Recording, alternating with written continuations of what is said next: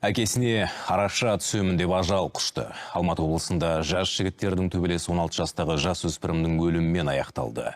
Марқұм дүкенде сауда жасап тұрған әкесімен ерегіскен клиентпен төбелесіп қалған.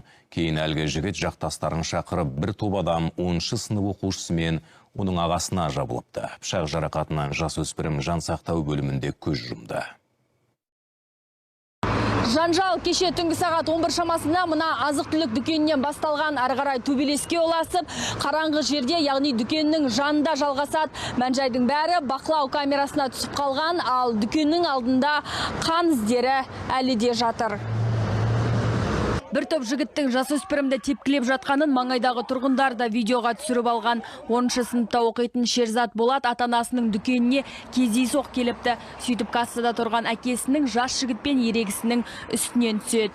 Әкесіне тиісіп жатқан соны қорғаштап, неге бұлай болды деп далаға шығып, сол балаға тыныштық бер деп, неге төлемейсің деп сыртқа шығып, ол да бала ғой. Неге әкеме тиісесің деп қорғаштағанын сол үшін анау елдің барлығын шақыртып алғандағы ойына келгенін істеген.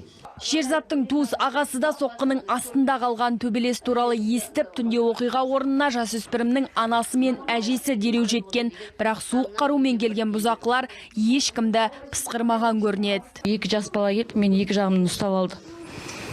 Ана балаларға жібермей, оларды тепкілеп жатыр ар жақта. Шерзат тура менің көз алдымда сол кезде қан құсты.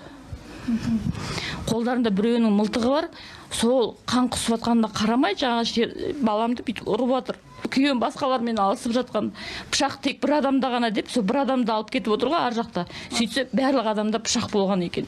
Кейін олар оқиға орнынан із суытқан, ал жақындары қансыраған жігіттерді ауруханаға алып барыпты. Көп ұзамай жасөспірім жансақтау бөлімінде көз жұмған. Қара жамылғандар пышақ кезенген жігіттердің 3 көлікпен келгенін айтады. Олардың қасында қыз балалар да болыпты. Марқұмның мәйіті бүгін үйіне жеткізілген. Ол 11-ші сыныпта аяқтап, әскери оқуға түсуді армандаған екен. Қазір қайғылы жағдайға қатысты қылмыстық іс қозғалған.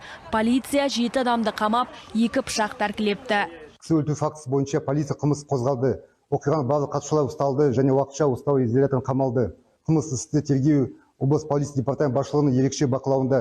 Ал зардап шеккен тағы бір жігіт қазір өздігінен жүре алмайды. Оның 3 жеріне пышақ сұғылған. Қайғыдан қан жұтқан ата-ана кінәлілер жазадан сытылып кетпесе дейді.